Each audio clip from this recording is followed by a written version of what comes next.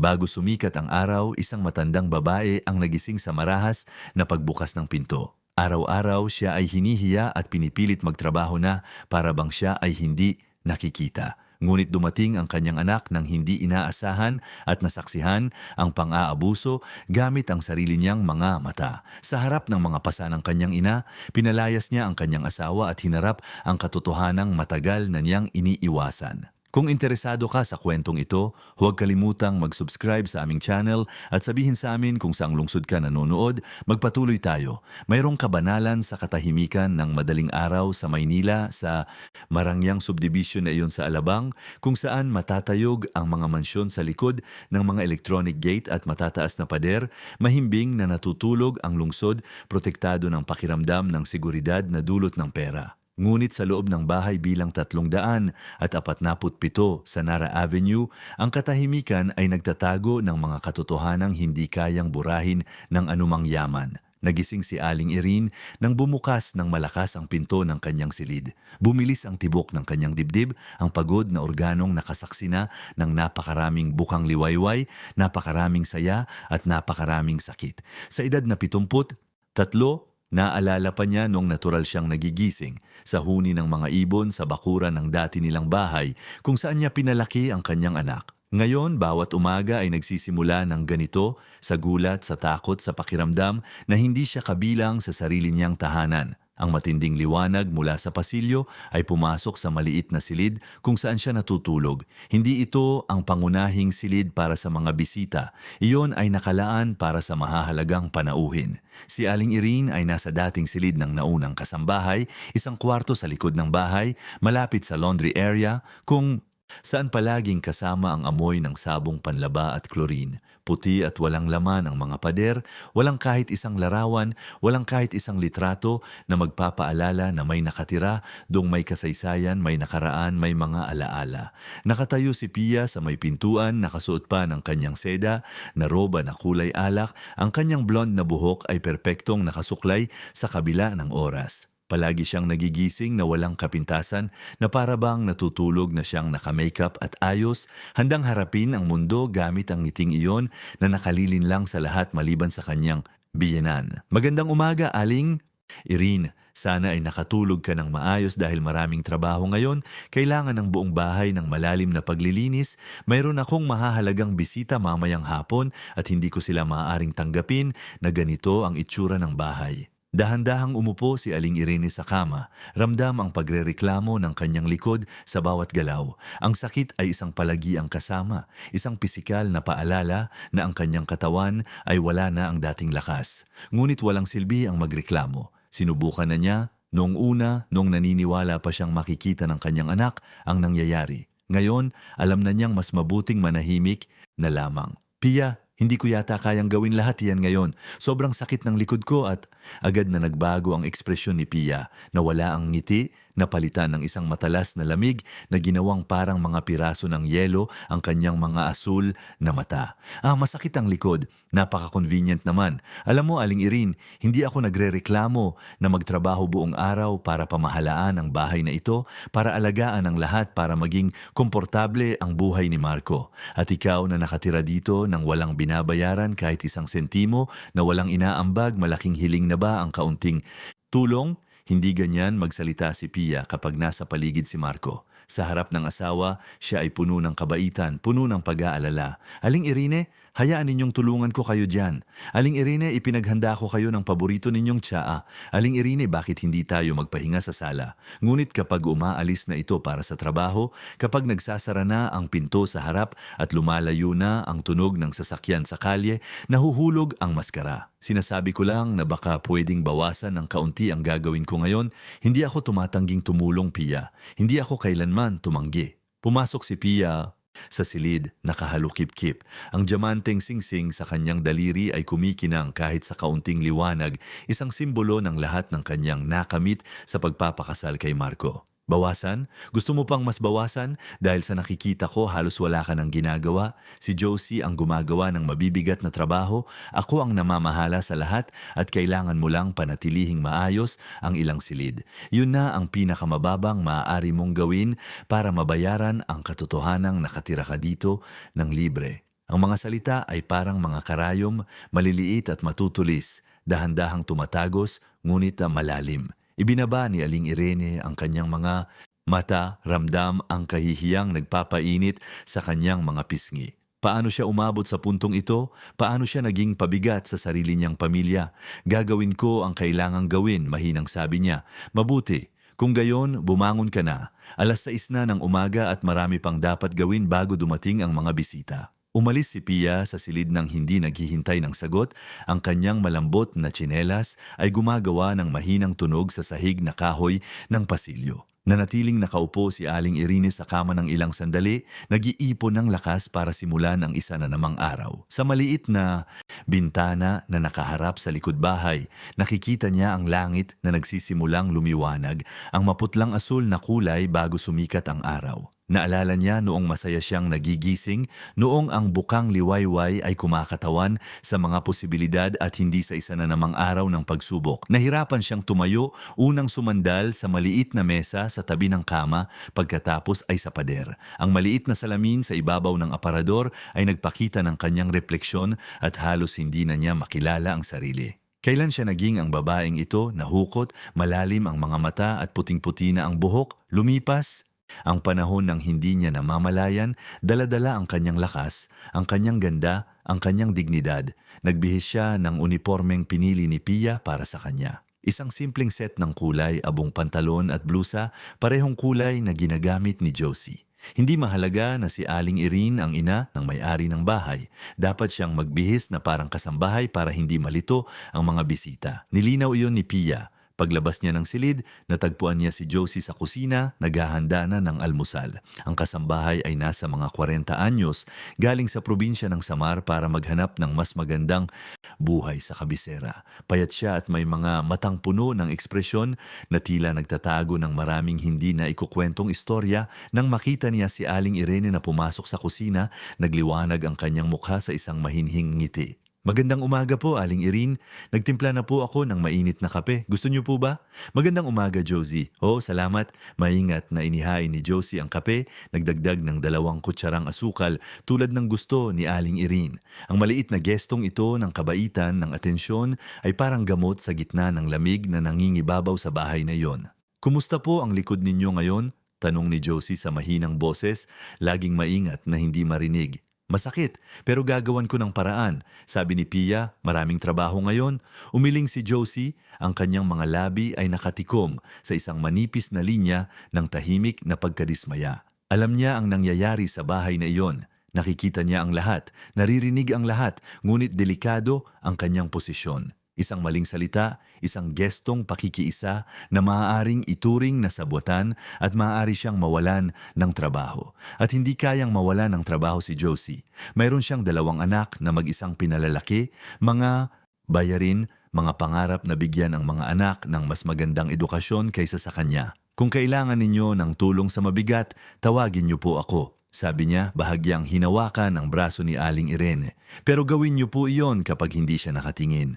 Salamat anak. Nagpalitan ang 2 babae ng tingin ng pagkakaunawaan, isang mutual na pag-intindi na hindi na nangangailangan ng salita. Nasa iisang panig sila ng isang hindi nakikitang linya na naghahati sa bahay na yon sa pagitan ng mga naguutos at mga sumusunod. Lumipas ang araw sa gitna ng walang katapusang gawain. Nilinis ni Aling Irene ang mga banyo, pinunasan ang lahat ng mueble sa sala, inayos ang aklatan kung saan itinatago ni Marco ang kanyang mga libro sa abogasya, tinupi ang mga tuwalyang nakatupi na, inayos ang mga unan na nasa lugar na.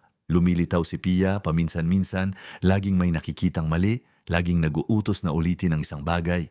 Hindi maganda ito. Kailangang walang kapintasan ng sala, ulitin mo, at inuulit ni Aling Irene. Bandang 11:00 ng umaga, hindi na niya kinaya ang sakit sa likod.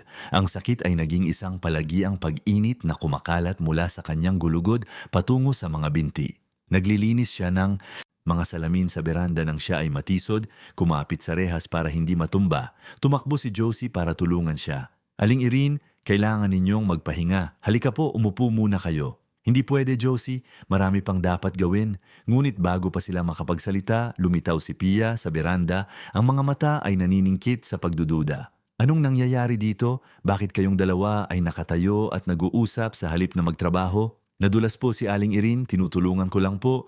Nadulas, kakaiba. Mukhang napakadalas mong maging clumsy nitong mga nakaraang araw, hindi ba, Aling Irin? Laging may sakit, laging may dahilan. Hindi, ito dahilan, Pia. Talagang, alam mo kung ano ang tingin ko. Masyado ka nang tumatanda para sa ilang mga bagay. Baka kailangan mo ng mas espesyal na pangangalaga sa isang lugar kung saan maibibigay nila ang atensyon na nararapat sa iyo. Ang banta ay lumutang sa hangin na parang isang madilim na ulap. Kilala ni Aling Irin ang tinging iyon. Alam na alam niya kung ano ang ipinapahiwatig ni Pia. Ilang linggo nang gumagawa ng mga malabong komento ang kanyang manugang tungkol sa mga home for the aged, tungkol sa mga lugar na dalubhasa sa pag-aalaga ng mga matatanda. Laging may kasamang peking pag-aalala na nakalilin lang sa sinumang hindi nakakaalam ng kanyang tunay na intensyon. Ayos lang ako, kailangan ko lang ng sandali. Kung gayon, magpatuloy ka sa pagtatrabaho, darating ang mga bisita sa loob ng 3 oras at kailangang perpekto ang bahay na ito. Umalis si Pia sa beranda ng may matatag na mga hakbang, iniwan ang mamahaling pabango na kanyang ginagamit, isang imported na halimuyak na regalo ni Marco noong huli nilang anibersaryo ng kasal. Hinintay ni Josie na makalayo si Pia bago magsalita. Aling Irin, hindi po tama ito, hindi po kayo pwedeng magpatuloy ng ganito. Anong magagawa ko, Josie? Bahay ito ng anak ko, wala akong ibang mapupuntahan at totoo yon. Matapos pumanaw ang kanyang asawa 5 taon na ang nakalipas, nag-iwan ng mga utang na hindi man lang alam ni Aling Irin na mayroon na wala sa kanya ang lahat. Ang bahay kung saan niya pinalaki, si Marco, kung saan siya nanirahan ng 40 taon ng kasal, kung saan nagtanim siya ng mga rosas sa hardin at pininturahan ang mga pader gamit ang sariling mga kamay, lahat ay kinuha para bayaran ang mga pinagkakautangan. Walang natira. Hindi ang bahay, hindi ang mga ipon, kahit na ang mga antigong muebles na may sentimental na halaga. Tinanggap siya ni Marco siyempre. Siya ang kanyang kaisa-isang anak, ang kanyang kaisa-isang kamag-anak na buhay. Ngunit kasama ni Marco ay dumating si Pia at kasama ni Pia ay dumating ang impyernong nagbabalat kayong tahanan. Umuwi si Marco bandang tanghali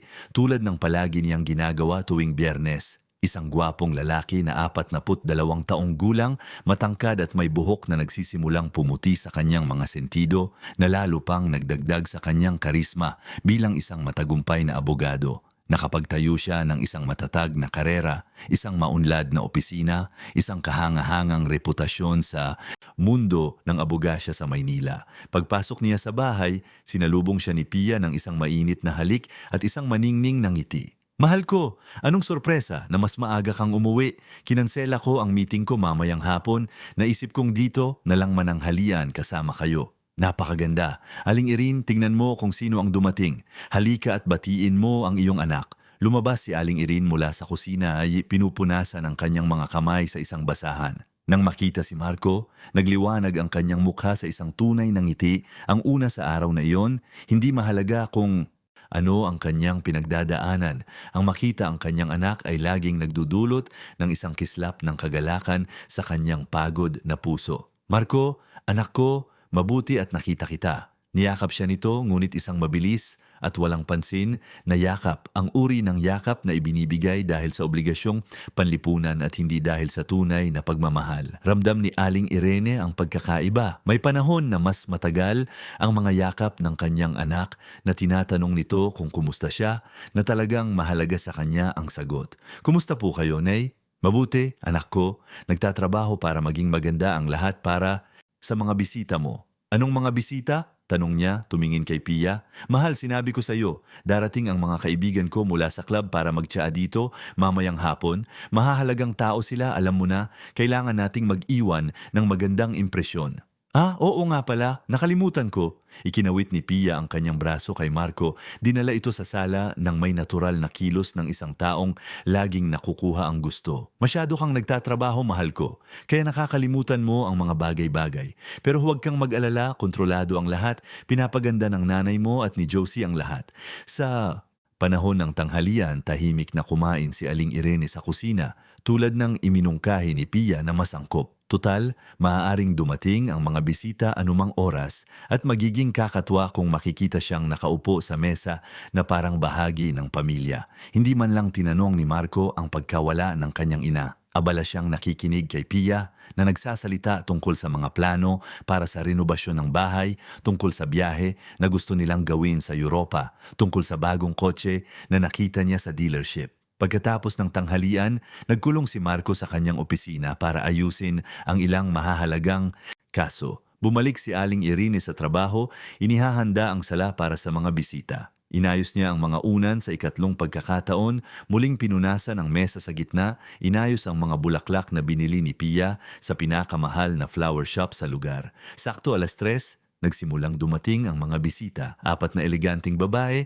lahat ay kaibigan ni Pia mula sa club kung saan siya naglalaro ng tennis at dumadalo sa mga social event. Nakasuot sila ng mga damit na may tatak, mga bag na mas mahal pa sa kinikita ni Aling Irene sa isang taon noong nagtatrabaho pa siya, at nagsasalita sila sa isang pilit at artipisyal na tono. Masiglang tinanggap sila ni Pia, may mga halik sa hangin, mga papuri sa buhok, sa sapatos, sa mga alahas. Pagkatapos ay dinala niya sila sa sala kung saan handa na ang lahat. Mga cake, pie, mga pampagana, imported na tsaa na nakahain sa mga tasang porselana mula sa China. Inutusan si Aling Irene na maghain ng tsaa, umikot sa mga bisita na nag-aalok ng mga matatamis at kunin ang mga walang lamang tasa. Ipinakilala siya ni Pia ng basta-basta. Ito ang nanay ni Marco, dito na siya nakatira sa amin. Mula nang mag-isa siya sa buhay, kawawa naman. Ang tono ay may halong awa, ngunit mayroon pang iba sa mga salita, isang banayad na pahiwatig na agad na nakuha ng mga kaibigan. Napakabait ninyo naman na alagaan siya, komento ng isa sa mga babae, isang morena na may malinaw na mga mata na nagngangalang Fiona. Ito na ang pinakamaliit na magagawa namin, sagot ni Pia ng may ngiti. Sobrang malapit si Marco sa nanay niya, alam niyo na, at hindi ko naman maipagkakait sa kanya ang ginhawang ito, kahit na minsan ay mahirap. Mahirap? Tanong ng isa pa, isang blonde na may pangalang Andy. Hinaan ni Pia ang kanyang boses na para bang nagbabahagi ng isang lihim. Well, alam niyo naman kung paano ang mga matatanda.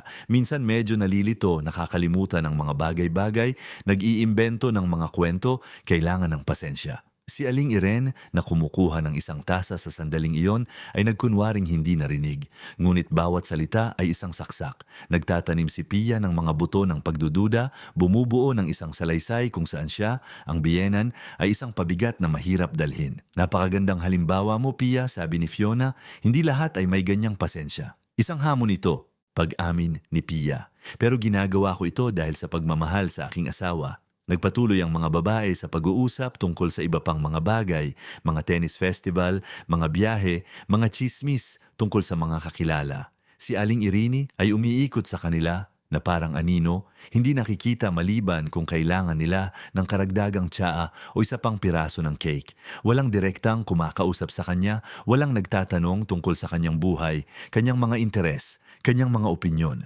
Para siyang hindi umiiral bilang isang tao, kundi isang tungkulin lamang, isang tagapaglingkod na hindi karapat-dapat sa konsiderasyon. Nang sa wakas ay umalis ang mga bisita halos 7:00 na ng gabi. Pagod na pagod si Aling Irene. Ang sakit sa kanyang likod ay tumindi hanggang sa halos hindi na matiis. Ngunit mayroon pa ring mga hugasin, ang sala na kailangang ayusin, ang kusina na kailangang iorganisa. Sinubukang tumulong ni Josie, ngunit nakialam si Pia. Josie, pwede ka nang umuwi. Oras na nang uwian mo, kayang tapusin ni Aling Irene mag-isa. Pero Ma'am Pia, marami pa pong gagawin. Josie, kapag sinabi kong pwede ka nang umuwi, ibig sabihin pwede ka nang umuwi. O mas gusto mong mag-overtime ng walang bayad? Hindi po. Ma'am, kung gayon, umuwi ka na. Nagbigay si Josie ng isang tingin ng paghingi ng paumanhin kay Aling Irene bago kunin ang kanyang bag at lumabas sa likod ng pinto. Naiwan silang dalawa, ang biyenan at ang manugang sa malaki at tahimik na bahay na yon. Aling Irene, kapag natapos ka dito, gusto kong linisin mo rin ang kusina at iwan mong maayos ang lahat para sa almusal bukas. Ayokong gumising at makita ang kalat. Pia, pakiusap, pagod na ako. Hindi ba pwedeng hanggang bukas na lang? Hanggang bukas at sino ang gagawa ng almusal? Ako? Akala mo ba gumising ako ng maaga para gawin yan? Nakatira ka dito ng libre, Aling Irene? Libre, ang pinakamaliit na magagawa mo ay tumulong sa bahay. Alam kong nakatira ako dito ng libre, Pia. At nagpapasalamat ako para doon. Pero hindi na ako bata, hindi ko na kayang magtrabaho ng ganito karami. Lumapit si Pia kay Aling Irene, ang mukha ay naging isang maskara ng lamig. Alam mo kung ano ang problema, Aling Irene? Nasasanay ka na kasing alagaan ni Marco, nasasanay ka na isiping pwede kang magpitiks at lahat ay maaawa sa'yo. Pero hindi ako naaawa, hindi ako naniniwala sa kwento mong masakit ang likod. Sa tingin ko, lahat iyan ay dahilan para hindi magtrabaho. Hindi ito dahilan, Pia. Sumpaman, tama na. Ayoko nang makarinig ng mga dahilan. Tapusin mo ang trabaho o magkakaroon tayo ng seryosong usapan kasama si Marco tungkol sa iyong hinaharap sa bahay na ito. Umalis si Pia sa kusina, iniwan si Aling Irene na mag-isa kasama ang mga luhang, sa wakas ay nakawala. Tahimik siyang umiyak, nakasandal sa lababo, sinusubukang mag-ipon ng lakas para tapusin ang kailangang gawin. Nanginginig ang kanyang mga kamay nang kunin niya ang espongha at simulang hugasan ang mga pinggan. Bawat galaw ay isang pagpapahirap, bawat malinis na plato ay isang maliit na tagumpay laban sa sakit na sumasakop sa kanya. Halos 10:00 na ng gabi nang sa wakas ay natapos siya. Ang kusina ay walang kapintasan, kumikinang sa ilalim ng malamig na ilaw mula sa kisame. Tumingin si Aling Irene sa paligid, ramdam ang halo-halong pagmamalaki at desperasyon. Pagmamalaki dahil natapos niya sa kabila ng lahat. Desperasyon dahil alam niyang bukas ay pareho lang at sa susunod na araw din at paulit-ulit hanggang sa kayanin ng kanyang katawan. Naglakad siya papunta sa kanyang silid sa likod ng bahay.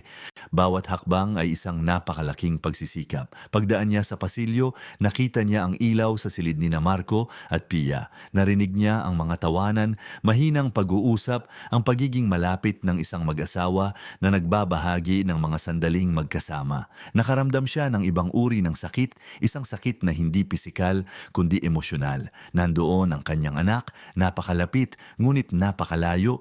Wala siyang ideya sa nangyayari sa ilalim ng sarili niyang bubong o alam niya at mas pinipili na lang na huwag tingnan. Sa silid, humiga si Aling Irene sa kama nang hindi man lang nagpapalit ng damit. Masyado siyang pagod, masyadong masakit ang katawan.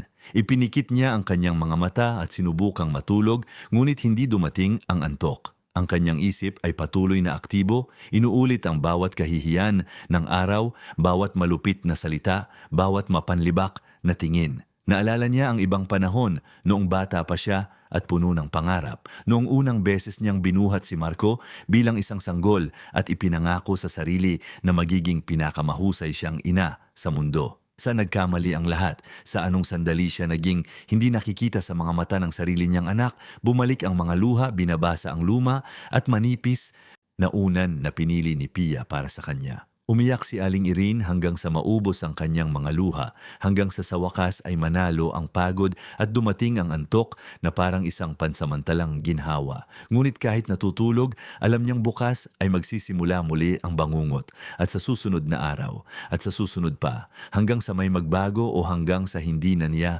kayanin. Ang mga sumunod na linggo ay parang isang mabagal at hindi maiiwasang pagbaba sa isang mas malalim na bangin. Nagigising si Aling Irene araw-araw na may parehong bigat sa dibdib, ang naunang pagkabalisa ng isang taong alam na naghihintay ang pagdurusa doon lang sa kabilang panig ng pinto ng silid at hindi binigo ni Pia. Sa bawat araw na lumilipas, dumarami ang mga hinihiling, nagiging mas banayad at sopistikado ang mga panghihiya, ang kalupitan ay nagkakaroon ng anyo ng normalidad. Isang Sabado ng umaga, mas maagang nagising si Marco kaysa sa karaniwan. Bihira siyang nasa bahay tuwing weekend, karaniwan ay may mga appointment sa opisina o mga business dinner na umaabot hanggang gabi. Ngunit sa araw na yon, nagpasya siyang manatili sa bahay marahil sa isang hindi sinasadyang pagtatangka na muling kumonekta sa isang bagay na hindi niya alam na nawawala na sa kanya. Nasa kusina si Aling Irene na naghahanda ng kape nang lumitaw siya, nakapajama pa, ang buhok ay magulo dahil kagigising lang. "Magandang umaga, Nay." "Magandang umaga, anak ko. Nakatulog ka ba ng maayos?" "Oo, kayo po?" Ang tanong ay kaswal, ginawa ng hindi talaga naghihintay ng tapat na sagot. Ngunit mayroong isang bagay sa boses ni Marco, isang lambing na ilang buwan nang hindi naririnig ni Aling Irene na nagpaatubili sa kanya bago sumagot. "Oo naman, anak. Natural na lumabas ang kasinungalingan. Hindi niya masabi na gising siya buong gabi na sobrang sakit ng kanyang likod, kaya imposibleng makahanap ng komportabling posisyon na ang mga iniisip tungkol sa hinaharap ay nagpapanatili sa kanya na gising hanggang sa pagsikat ng araw. Hindi niya maaaring ipasa ang bigat na ito sa balikat ng kanyang anak. Marami na itong alalahanin, maraming responsibilidad. Nagsalin si Marco ng kape at umupo sa mesa sa kusina, isang bagay na matagal na niyang hindi ginagawa. Karaniwan ay nagmamadali siyang uminom ng kape nakatayo habang tinitingnan ang mga email sa kanyang cellphone. Nay, gusto ko po sanang kausapin kayo tungkol sa isang bagay. Tumalo ng puso ni Aling Irene. Napansin na kaya niya? Sa wakas ba ay aaminin na niya ang nangyayari? Siyempre anak ko, ano yon? Kasi si Pia ay nagpaplano ng isang party dito sa bahay. Isang malaking party. Alam niyo na, para ipagdiwang ang aming ika-5 anibersaryo ng kasal. Magkakaroon ng higit sa 100 bisita. Naramdaman ni Aling Irene na nawala ang kanyang unang sigla. Hindi tungkol sa kanya ang gusto niyang pag-usapan, hindi kailanman. Napakaganda anak, 5 taon na pala. Oo nga. Ang bilis ng panahon at si Pia ay sobrang excited. Kumuha siya ng isang events company, magkakaroon ng buffet, dekorasyon. Lahat ay napaka-elegante. Magiging maganda ang bahay. Siguradong magiging maganda, bulong ni Aling Irene. Kaya lang, nag-atubili si Marco, hinahanap ang tamang mga salita. Medyo nag-aalala si Pia sa ilang mga detalye, perpekisonista siya, alam nyo na, at sa dami ng mahahalagang taong darating, gusto niyang maging perpekto ang lahat. Naintindihan ko. Iminungkahi niya na baka pwede kayong manatili muna sa ibang lugar sa weekend na yon.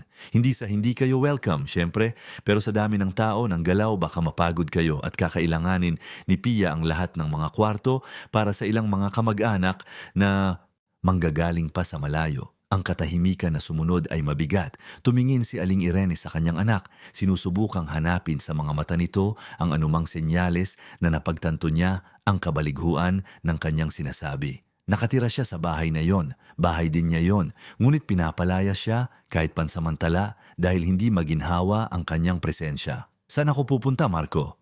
Pwede po kayong manatili sa isang hotel. Ako ang magbabayad siyempre. Isang magandang lugar, komportable, pwede pa ngang maging isang kaaya-ayang karanasan. Hindi po kayo madalas mag-hotel, pwede ninyong samantalahin para mag-relax. Mag-isa sa isang kwarto ng hotel habang nagdiriwang kayo dito. Iyan ba ang sinasabi mo sa akin?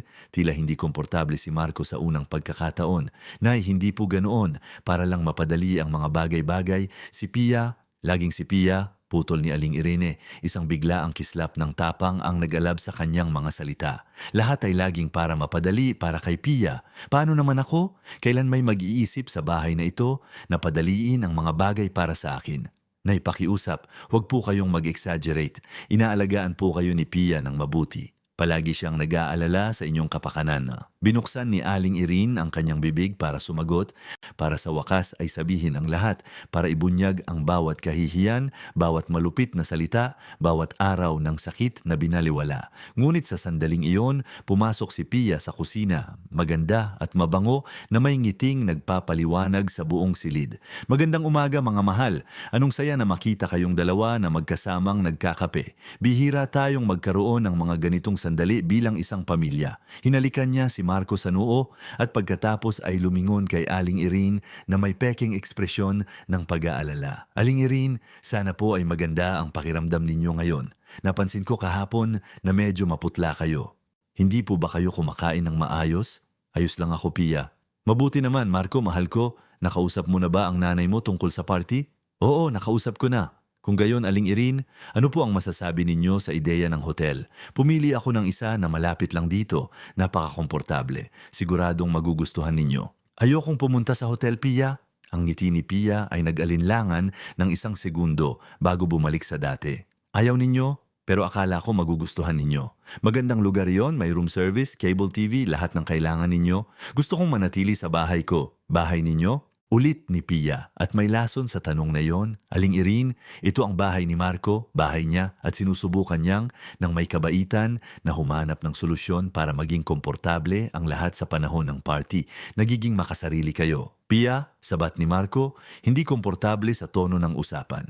Hindi kailangang maging ganito. Nay, kung talagang ayaw ninyong pumunta sa hotel, pwede tayong mag-isip ng iba. Siyempre pwede, mabilis na sabi ni Pia, nagbago ng diskarte. Pwede po kayong manatili sa maliit na kwarto sa likod, pero intindihin ninyo na magkakaroon ng maraming ingay, maraming galaw, at hindi kayo maaaring umikot sa bahay sa panahon ng party. Magiging nakakahiya para sa lahat. Nakakahiya? Ulit ni Aling Irene, ramdam ang mga luhang nagbabantang tumulo. Well, oo, ang mga bisita ay mahahalagang tao, maimpluwensya, mga negosyante, hukom, politiko, inaasahan nilang makakita ng isang maayos na bahay na may isang buong pamilya. Hindi magiging angkop na lumitaw kayo sa gitna ng party na parang iniwan ni Pia ang pangungusap sa ere, hinayaan si Aling Irene na kumpletuhin sa isip ang pinakamasamang posibilidad. Na parang ano Pia? Isang kahihiyan? Isang problema? Walang nagsabi niya, nay. Sabat ni Marco, malinaw na gustong tapusin ang usapan. Tingnan ninyo, gawin ninyo kung ano ang gusto ninyo, manatili, umalis, kung ano man ang desisyon ninyo ay ayos lang, huwag na tayong mag-away dahil dito. Ngunit nagawa na ang pinsala, malinaw na naihatid ang mensahe, si Aling Irene ay isang sagabal, isang hindi maginhawang presensya na kailangang itago kapag may mahahalagang taong bumibisita. Ang natitirang bahagi ng araw ay tensyonado, nagtago si Aling Irene sa kanyang silid, sinabing masakit ang ulo. Hindi iyon lubos na kasinungalingan. Kumikirot ang kanyang ulo sa paraang mahirap mag-isip ng anupaman. Nakahiga siya sa kama, nakatingin sa puti at may bitak na kisame, iniisip kung paano naging napakaliit at walang kabuluhan ng kanyang buhay. Sa sumunod na linggo, nagsimulang sakupin ng mga paghahanda para sa party ang bahay. Kumuha si Pia ng isang profesional na cleaning team na binaligtad ang bawat silid. Inilipat ang mga muebles, nilinis ng singaw ang mga karpet, pinakintab ang mga chandelier hanggang sa kumislap. Ang bahay ay naging isang entablado, isang tanawin ng artipisyal na perpeksyon.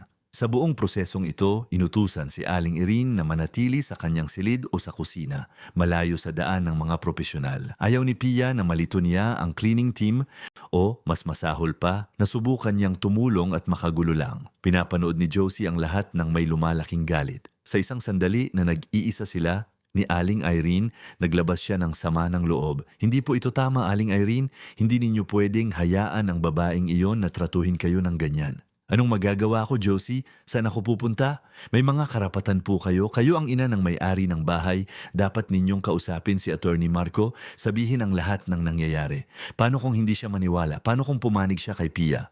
Ang posibilidad ay masyadong nakakatakot para isipin. Si Marco na lang ang mayroon si Aling Irene sa mundo. Kung itatakwil siya nito, kung pipiliin niya si Pia sa halip na siya, ano ang matitira? Isang buhay na ganap na walang laman, walang layunin, walang pag-ibig, walang pamilya. Bumuntong hininga si Josie, nauunawaan ang dilema. Magbabantay po ako at kung kailangan ninyo ako para sa anumang bagay, maaasahan ninyo ako, hindi mahalaga kung ano ang sabihin ng babaeng iyon. Salamat anak, masyado kang mabuti sa akin. Ngunit ang kabaitan ni Josie ay hindi nakaligtas sa pansin ni Pia. Sa mga sumunod na araw, nagsimula siyang gumawa ng mga sitwasyon na sumisira sa tiwala sa pagitan ng kasambahay at ng matanda. Isang hapon, tinawag ni Pia si Josie sa sala kung saan siya ay eleganteng nakaupo sa puting leather na sofa, nagbabasa ng isang magazine ng dekorasyon. Josie, kailangan nating mag-usap. Opo, Ma'am Pia. Napapansin ko na madalas kayong nag-uusap ni Aling Irene. Alam kong kabaitan mo yan pero nag-aalala ako na nakakasagabal ito sa iyong trabaho. Lagi ko pong tinatapos ang trabaho ko, Ma'am Pia. Hindi naman po kayo nagreklamo dati. Hindi ito reklamo, obserbasyon lang. Kasi tingnan mo, si Aling Irene minsan ay nalilito. Nasa isang delikadong edad na siya at napapansin ko na siya ay nag-iimbento ng mga bagay-bagay. Nag-iimbento po ng mga bagay-bagay? Oo, mga kwento, mga sitwasyong hindi kailanman nangyari. Normal iyan sa mga matatanda, alam mo ba? At ayaw kong maglagay siya ng mga kakaibang ideya sa iyong isip o isangkot ka sa mga problemang hindi naman totoo. Napalunok si Josie, lubos na nauunawaan ang ginagawa ni Pia. Gumagawa siya ng isang paunang salaysay, nagtatanim ng mga pagdududa kung sakaling subukan ni Aling Irene na ibunyag ang mga pang-aabuso. Naiintindihan ko po, Ma'am Pia. Mabuti. At may isa pa. Nawawala ang Ilan sa aking mga alahas. Walang gaanong halaga pero mga pirasong mahalaga sa akin. Wala ka bang nakitang kakaiba sa paligid? Wala po ma'am, wala po akong nakita. Kasi si Aling Irene minsan ay kumukuha ng mga bagay ng hindi namamalayan. Hindi niya kasalanan dahil sa edad.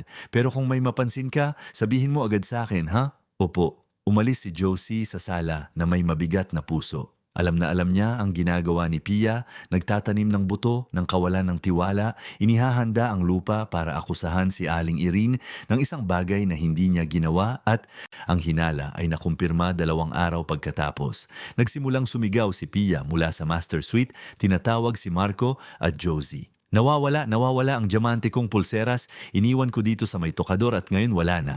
Tumatakbong dumating si Marco, nag-aalala. Sigurado ka bang dyan mo iniwan? Siguradong sigurado, nandito yung kagabi, naaalala ko may kumuha. Sino naman ang papasok sa ating kwarto para magnakaw? Gumawa si Pia ng isang madramang paghinto na parabang nag-aalangan siyang sabihin ang kanyang susunod na imumungkahi. Marco, ayaw kong isipin ang posibilidad na ito, pero nitong mga nakaraang araw, kakaiba ang kilos ng nanay mo, makakalimutin, nalilito, at may akses siya sa lahat ng silid ng bahay. Sinasabi mo bang ninakaw ng nanay ko ang pulseras mo? Hindi ninakaw, kinuha ng hindi namamalayan. Magkaiba iyon. Ang mga taong may problema sa memorya minsan ay ginagawa iyon. Kumukuha sila ng mga bagay nang hindi alam ang kanilang ginagawa. Kalokohan iyan. Talaga? Kung gayon, paano mo ipapaliwanag ang pagkawala ng pulseras? Walang sagot si Marco. Ang buto ng pagdududa ay naitanim na. Kahit na ayaw niyang maniwala, ang posibilidad ay umiiral na ngayon sa kanyang isip. Hahanapin ko? Sa wakas ay sabi niya, nandyan lang siguro, iyan sa kung saan.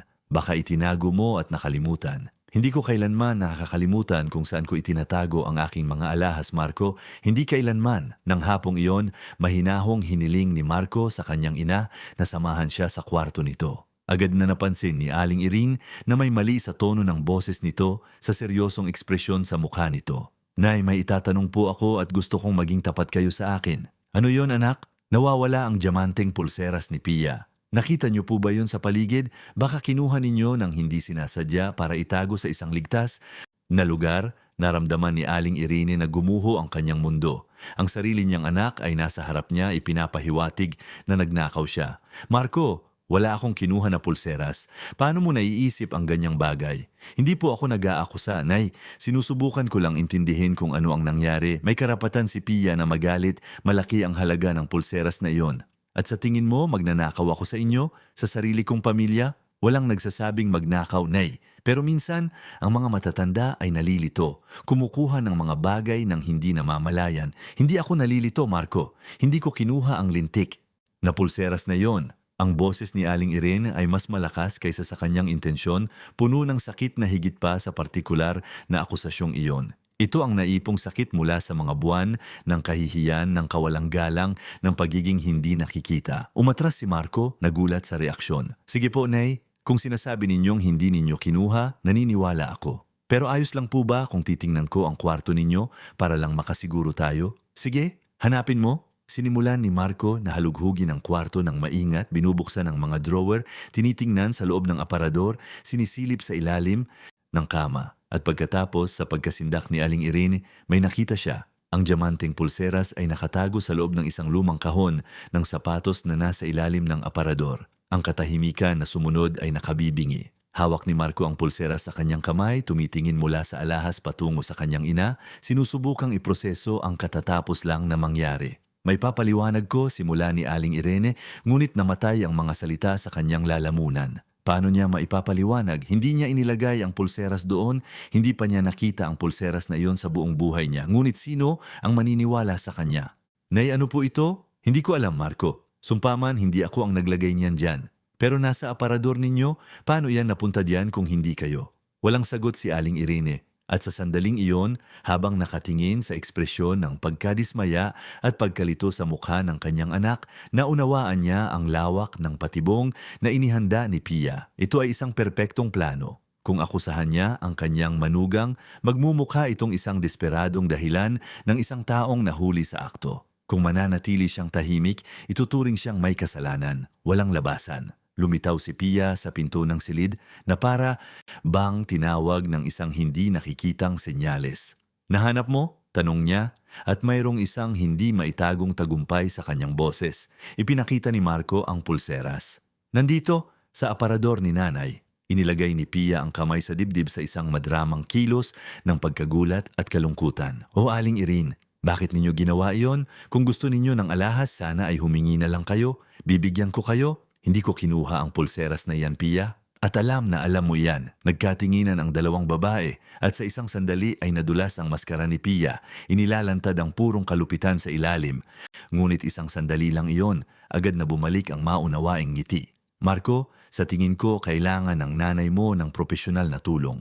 Hindi normal ang ganitong uri ng pag-uugali. Hindi niya kailangan ng propesyonal na tulong, sabi ni Marco, ngunit hindi sigurado ang kanyang boses. Siguro ay hindi pagkakaunawaan lang ito. Hindi pagkakaunawaan, nakatago ang pulseras sa aparador niya. Kung pagkakamali lang iyon, nasa ibabaw ng kama sana sa isang kitang-kitang lugar, ngunit nakatago ito. Nagpapakita iyon ng intensyon. Hinaplos ni Marco ang kanyang buhok, isang gestong ginagawa niya kapag stressed at hindi alam kung paano haharapin ang isang sitwasyon. Kalimutan na natin ito, nahanap na ang pulseras, ayos na ang lahat, ngunit hindi handang kalimutan ni Pia. Hindi ayos ang lahat, Marco. Kailangan ng nanay mo ng espesyal na pangangalaga. Isang lugar kung saan maibibigay nila ang atensyon na kailangan niya, kung saan susubaybayan ang kanyang mga gawain para maiwasan ang ganitong uri ng sitwasyon. Sinasabi mo ba ay isang home for the aged? Sinasabi ko ay isang lugar kung saan siya maaaring mabuhay ng may dignidad at seguridad at kung saan tayo ay maaaring magkaroon ng sarili nating buhay nang walang palagiang pag-aalala. Naramdaman ni Aling Irene na nanghina ang kanyang mga binti. Umupo siya sa kama, umiikot ang kanyang ulo. Ito na pala iyon. Ang buong plano ni Pia ay nabubunyag na. Hindi lang ito tungkol sa kahihiyan o kontrol, ito ay tungkol sa tuluyang pag-alis sa kanya. Marco, nagmamakaawa ako, huwag mo akong paalisin. Wala akong ginawa. Siya ang naglagay ng pulseras doon, alam ko. Naipakiusap, maniwala ka sa akin anak, maniwala ka sa nanay mo. Tumingin si Marco sa kanyang asawa, pagkatapos ay sa kanyang ina, hati sa pagitan ng dalawang magkaibang bersyon ng iisang katotohanan. Kailangan kong mag-isip, sa wakas ay sabi niya, pag-usapan natin ito mamaya kapag kalmado na tayong lahat.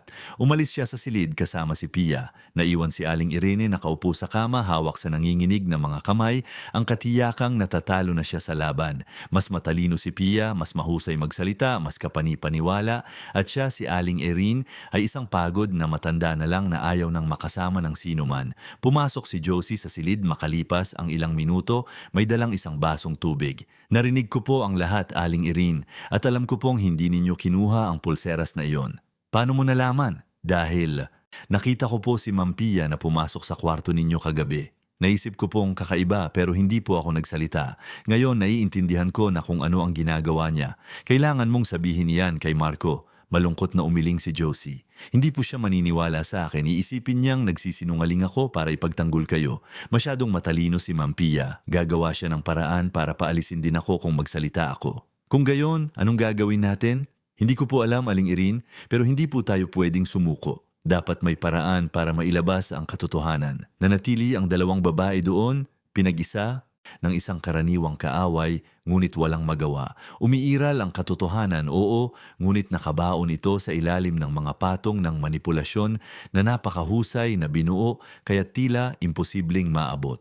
Nang gabing iyon, hindi nakatulog si Aling Irene. Gising siyang nag-iisip sa lahat ng mga pagpipili ang ginawa niya sa buhay, sa lahat ng mga sandali na nagdala sa kanya doon. Naalala niya ang araw na isinilang si Marco kung paano niya hinawakan ang maliit na sanggol na iyon at ipinangako na poprotektahan ito palagi. Hindi niya kailanman naisip na isang araw ay siya ang mangangailangan ng proteksyon laban sa mga pagpipilian nito. Sa bintana nakikita niya ang mga ilaw ng Maynila na kumikislap sa malayo, milyon-milyong buhay na nangyayari ng sabay-sabay, bawat isa ay may sariling mga drama, sariling mga sakit, at isa lang siya sa kanila, isa lang malungkot na kwento sa isang lungsod na may napakaraming malungkot na kwento para ikuwento. Ang mga araw bago ang anibersaryo ng kasal ay puno ng tensyon na bumabalot sa bawat sulok ng bahay.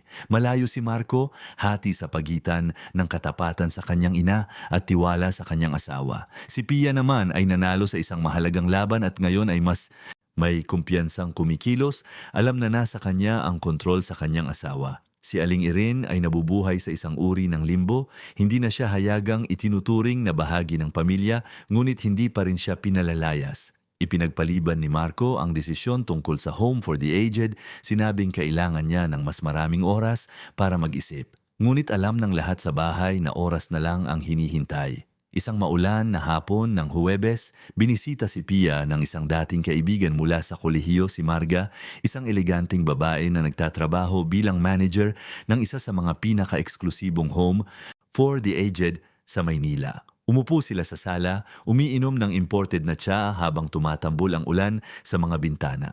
Inutusan si Aling Irene na maghain ng tsaa at pagkatapos ay umalis, ngunit nanatili siya ng sapat na oras upang marinig ang bahagi ng usapan. "So Pia, kwentuhan mo pa ako tungkol sa sitwasyon ng biyenan mo," sabi ni Marga habang binubuklat ang isang eleganteng katalogo na nagpapakita ng mga larawan ng mga marangyang pasilidad. "Komplikado, Marga, palala siya ng palala, makakalimutin, nalilito, minsan agresibo. At ang asawa ko, kawawa naman, sobrang nasasaktan na makita ang nanay niya sa ganyang kalagayan." Lubos kong naiintindihan, isang maselang sitwasyon para sa lahat. Ngunit sa Villa Serena, mayroon kaming lahat ng istruktura para harapin ang mga ganitong kaso. Mga sinanay na profesional, 24 na oras na medikal na pangangalaga, mga therapeutic na aktibidad. Pero ayaw niyang pumunta. Lalaban siya, ngumiti si Marga ng may pag-unawa. Lagi silang lumalaban sa simula, ngunit pagkatapos ay nakaka-adjust din sila. At pwede ninyo siyang bisitahin kahit kailan ninyo gusto, syempre. Nagpatuloy ang usapan, ngunit hindi na narinig ni Aling Irene. Umalis siya sa sala na may mabigat na puso. Sa wakas ay nauunawaan ang lawak ng plano ni Pia. Hindi lang ito tungkol sa kahihiyan o kontrol, ito ay tungkol sa tuluyang pag-alis ng kanyang presensya sa buhay ng kanyang anak. Natagpuan siya ni Josie sa kusina, tahimik na umiiyak habang naghuhugas ng mga pinggan. "Aling Irene, ano po ang nangyari? Gusto niya akong ipadala sa isang home for the aged. Narinig ko ang buong usapan. Hindi po ninyo pwedeng hayaang mangyari iyan. Kailangan ninyong kausapin si Attorney Marco." "Hindi niya ako pakikinggan, Josie. Hindi pagkatapos ng nangyari sa pulseras. Kung gayon, kailangan nating patunayan na si Ma'am Pia ang naglagay ng pulseras sa kwarto ninyo." "Paano? Wala tayong pruweba?" Natahimik si Josie sandali, nag-iisip. Pagkatapos ay nagliwanag ang kanyang mga mata sa isang ideya. Paano kung i-record natin? Paano kung mapapaamin natin siya sa ginawa niya? "Paano mo gagawin iyon?" "Hindi ko pa alam, pero dapat may paraan." Ginugol ng dalawang babae ang mga sumunod na araw sa pagbuo ng isang plano, ngunit bawat ideya ay tila mas imposible kaysa sa nauna. Masyadong matalino si Pia, masyadong maingat.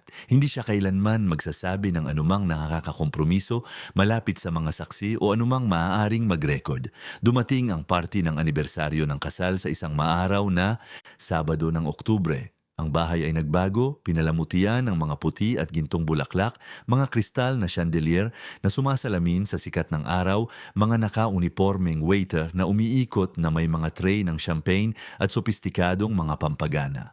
Inutusan si Aling Irene na manatili sa kanyang silid sa buong party. Malinaw si Pia, ayaw niyang makita ang kanyang biyenan ng sinuman. Magiging nakakahiya, sabi niya, na ipaliwanag sa mga bisita kung bakit nakatira doon ang ina ni Marco na nakabihis na parang kasambahay. Kaya't nanatiling nakakulong si Aling Irene sa maliit na kwarto sa likod, naririnig ang musika, mga tawanan, mga masiglang pag-uusap na nagmumula sa hardin kung saan ginaganap ang party. Para siyang naroroon at wala sa parehong oras, parang isang multo sa sarili niyang bahay. Bandang 8:00 ng gabi nang nasa kasagsagan ng party, mahinang kumatok si Josie sa pinto. "Aling Irene, dinalhan ko po kayo ng pagkain." "Salamat anak, kumusta sa labas?" "Maganda po, maraming mahahalagang tao." Si Ma'am Pia ay nagniningning, ipinagmamalaki ang bahay at ang asawa na parang mga tropeyo. "At si Marco?" Nagatubili si Josie bago sumagot.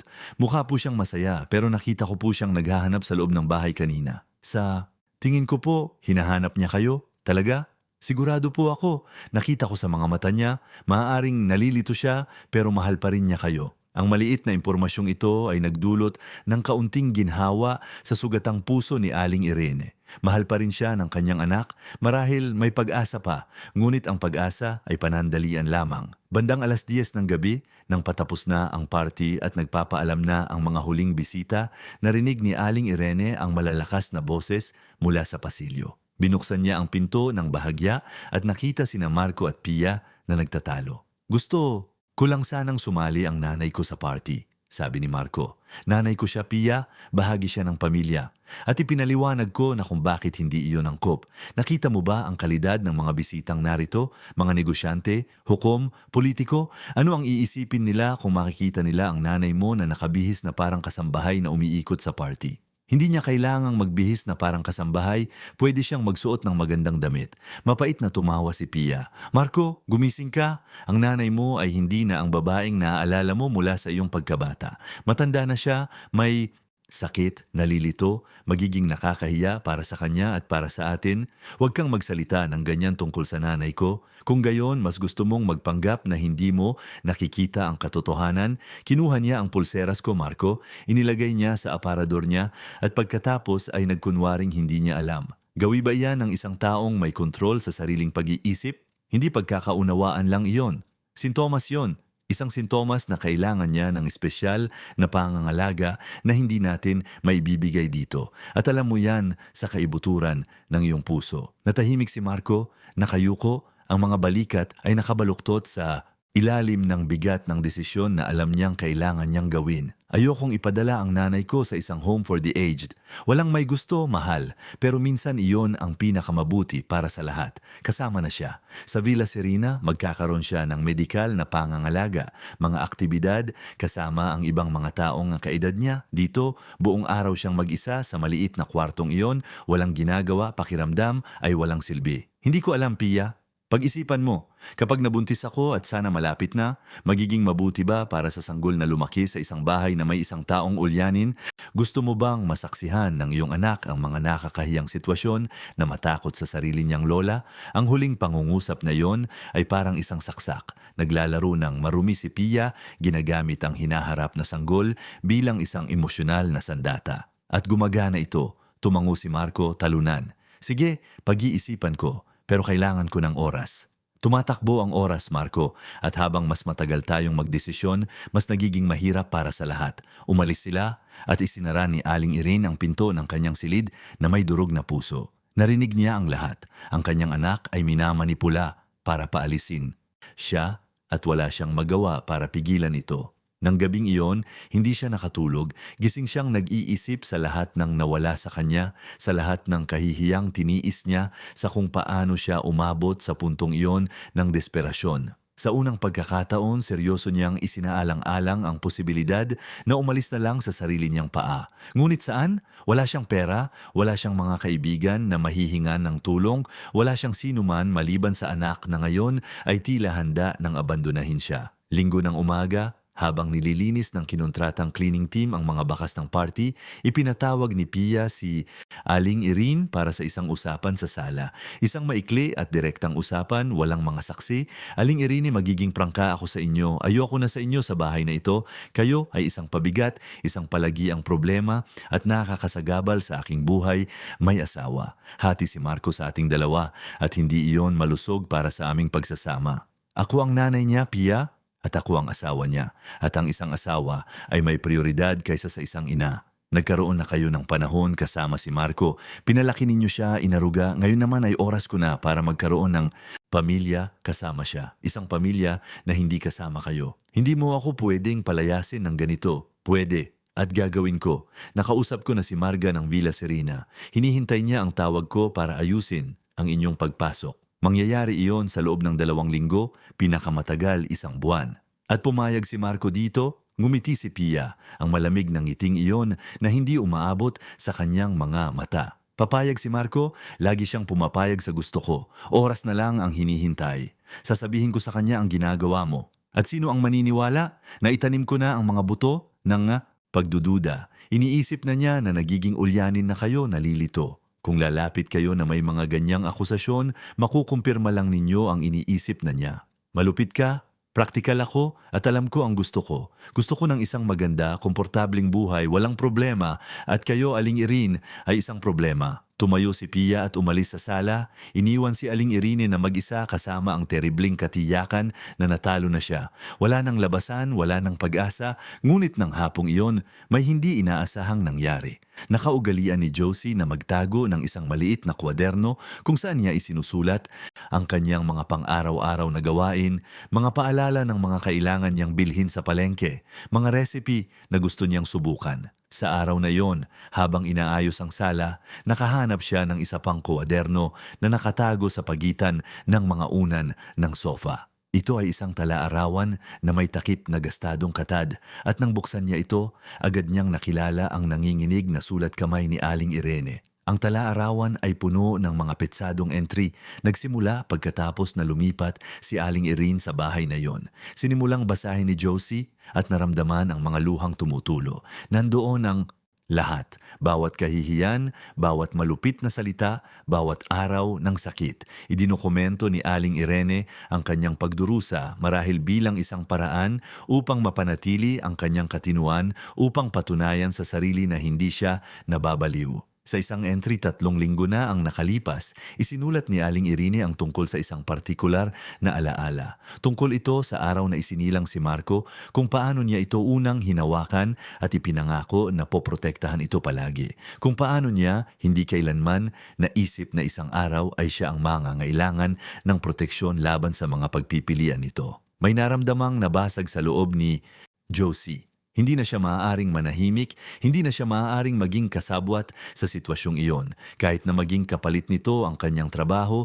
kahit na subukan siyang sirain din ni Pia, kailangan niyang gumawa ng isang bagay. Maingat niyang itinago ang tala-arawan at naghintay ng tamang pagkakataon. Alam niyang kailangan niyang maging madiskarte. Kung ipapakita lang niya ang tala-arawan kay Marco, hahanap si Pia ng paraan para siraan ito, sasabihing mga pantasya ito ng isang isip na ulyanin, na inimbento lang lahat ni Aling Irene. Hindi, kailangan niya ng higit pa doon, kailangan niya ng hindi matututulang ebidensya. At pagkatapos, isang Lunes ng umaga dumating ang pagkakataon, umalis si Pia para sa isang tanghalian kasama ang mga kaibigan sa club at si Marco ay nasa opisina nagtatrabaho. Nasa kusina si Aling Irene na naghahanda ng tanghalian nang makaramdam siya ng matinding sakit sa likod, sobrang tindi na napayuko siya sa lababo. Natagpuan siya ni Josie na ganoon, nakahawak sa counter, ang mukha ay nakangiwi sa sakit.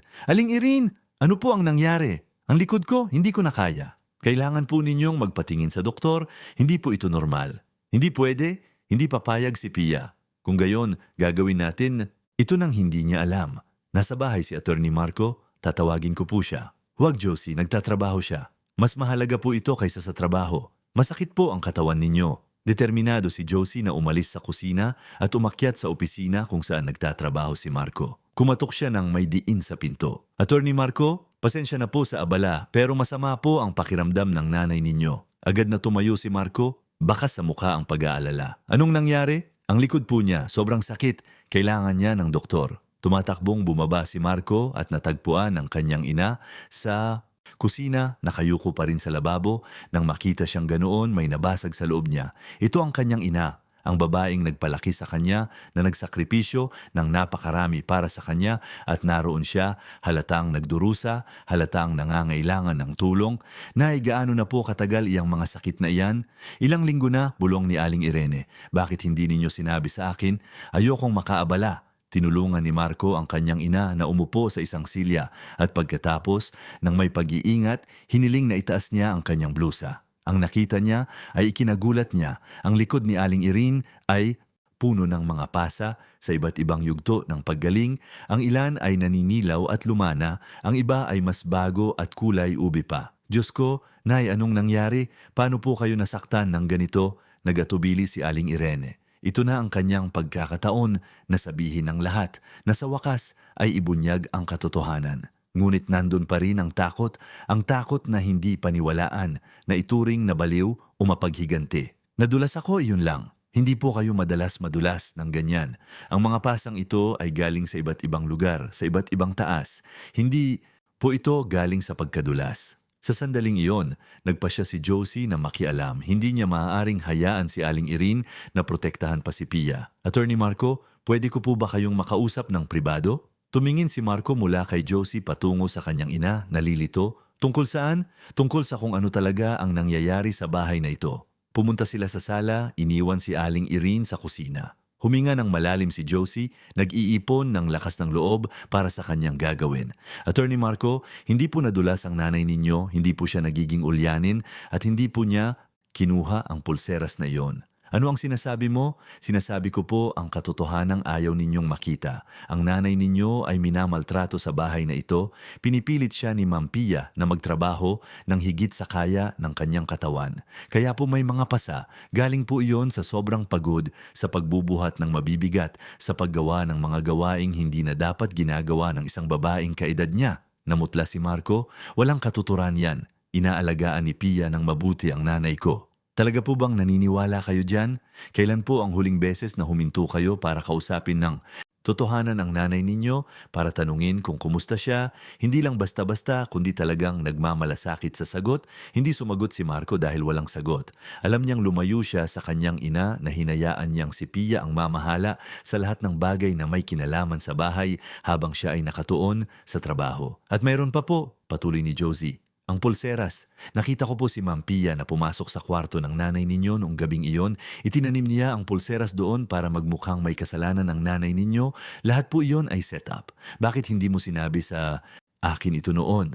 Dahil natatakot po ako, Attorney Marco, tinatakot po ako ni Ma'am Pia tuwing napapansin niyang tinutulungan ko ang nanay ninyo, nagpahiwatig na po siya, natatanggalin niya ako sa trabaho. At kailangan ko po ang trabahong ito, alam ninyo po iyon.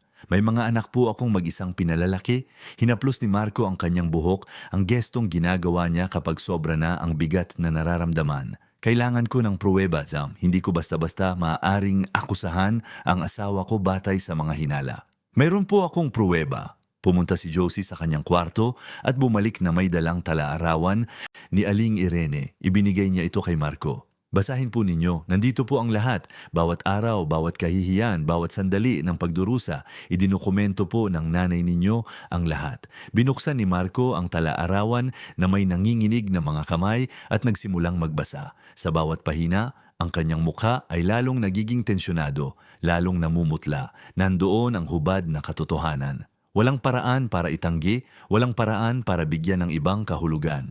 Ang kanyang ina ay nagdusa ng husto at siya nabulag sa tagumpay sa propesyon at sa komportabling buhay na ibinibigay ni Pia ay walang nakita. Nang matapos, siyang magbasa, may mga luha sa mga mata ni Marco, isinara niya ang talaarawan at idiniin ito sa kanyang dibdib. Paano ako naging ganito kabulag? Paano ko hinayaang mangyari ito? Hindi po ninyo alam, sinubukang aliwin ni Josie. Dapat alam ko, anak niya ako, responsibilidad kong protektahan siya. Bumalik si Marco sa kusina kung saan nakaupo pa rin si Aling Irene, sinusubukang kontrolin ang sakit sa likod. Lumuhod siya sa harap nito at hinawakan ang kanyang mga kamay. Nay, patawarin ninyo ako. Pakiusap, patawarin ninyo ako sa lahat. Tumingin si Aling Irene sa kanyang anak nang may pagkalito. Patawarin para, saan anak ko? Dahil hindi kita naprotektahan, dahil naniwala ako sa mga kasinungalingan, dahil hinayaan kitang magdusa. At pagkatapos sa unang pagkakataon sa loob ng maraming buwan, hinayaan ni Aling Irene ang sarili na umiyak sa harap ng kanyang anak. Umiyak siya dahil sa ginhawa, sa naipong sakit, sa pasasalamat na sa wakas ay nakita, narinig at pinaniwalaan. Ang hapon ng araw na iyon ay mananatili magpakailanman sa alaala ng lahat ng nakatira sa bahay na iyon. Agad na tinawagan ni Marco ang doktor ng pamilya, si Dr. Reyes, isang bihasang lalaki na may kulay abong buhok na kilala ang pamilya sa loob ng maraming taon. Dumating siya sa loob ng wala pang isang oras, dala ang isang itim na maleta at isang seryosong ekspresyon ng isang taong nakakaunawa na tinawag siya para sa isang bagay na kagyat. Ang pagsusuri ay masusi at masakit. Kinailangan ni Aling Irene na tanggalin ang kanyang blusa habang sinusuri ng doktor ang bawat pasa, bawat marka, bawat senyales ng pisikal na pagdurusa na dala ng kanyang katawan. Naroon si Marco, tahimik na nagmamasid at sa bawat natutuklasan ng doktor, lalong dumidilim ang kanyang ekspresyon. Aling Irene, sabi ni Dr. Reyes ng may kabaitan, ang mga Pasang ito ay hindi galing sa pagkadulas, resulta ito ng paulit-ulit at labis na pagsisikap. Nagbubuhat po ba kayo ng mabibigat, gumagawa ng mabibigat na trabaho? Tumingin si Aling Irene kay Marco bago sumagot. Mayroon pa ring takot na baka bumalik sa kanya ang katotohanan.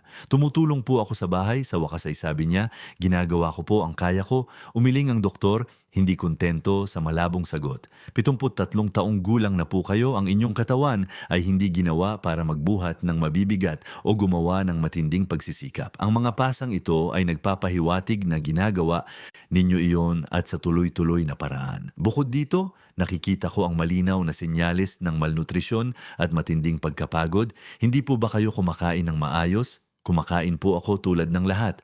Lumingon si Dr. Reyes kay Marco. Kailangang malaman ng anak mo ang katotohanan, Aling Irene. Sa nakikita ko dito, sumasailalim kayo sa mga kondisyong hindi angkop para sa inyong edad at kalusugan. Kailangan itong itigil agad o maaaring maging malubha ang mga kahihinatnan.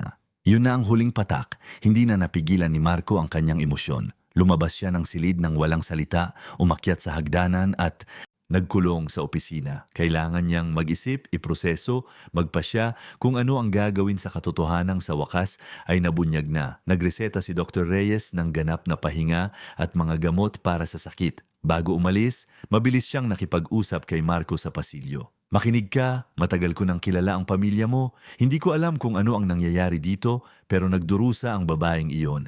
At hindi lang pisikal. Nakita ko sa mga mata niya ang isang malalim na kalungkutan, ang uri ng kalungkutan na nanggagaling sa loob. Kailangan niya ng pangangalaga, Marco. Totoong pangangalaga, hindi lang medikal. Kailangan niya ng pagmamahal, ng dignidad, ng respeto. Alam ko, Doc, at magbabago iyan. Ipinapangako kong magbabago. Sana nga, dahil kung magpapatuloy ito, hindi ako sigurado kung gaano pa siya katagal-tatagal. Nang dumating si Pia sa bahay sa hapon, natagpuan niya ang isang hindi pangkaraniwang tanawin. Si Aling Irene ay nakahiga sa sofa sa pangunahing sala, ang puting leather na sofa na ipinagbawal sa kanya na gamitin. Si Marco ay nakaupo sa tabi niya, hawak ang kanyang kamay, at si Josie ay umiikot sa bahay na may ekspresyon ng determinasyon na hindi pa nakita ni Pia dati. Anong nangyayari dito? Tanong ni Pia, tinatanggal ang kanyang salaming pang-araw at tumingin sa paligid ng may pagkadismaya. Kailangan nating mag-usap, sabi ni Marco, at mayroong isang bagay sa kanyang boses na agad na nagparamdam kay Pia na may nagbago. Mag-usap tungkol saan? Tungkol sa nanay ko. Tungkol sa kung paano siya tinatrato sa bahay na ito. Kinakabahang tumawa si Pia. Tinatrato? Ang nanay mo ay tinatrato ng may buong ginhawa at pagmamahal. Hindi ko maintindihan kung saan ka patungo. Tumayo si Marco, kinuha ang talaarawan na nasa ibabaw ng mesa at ibinigay ito kay Pia. Basahin mo. Gusto kong basahin mo ang bawat pahina. Ano ito? Talaarawan ng nanay ko kung saan niya isinulat ang lahat ng pinagdaanan niya mula nang lumipat siya dito. Binuksan ni Pia ang talaarawan at sinimulang buklatin ang mga pahina. Habang nagbabasa siya,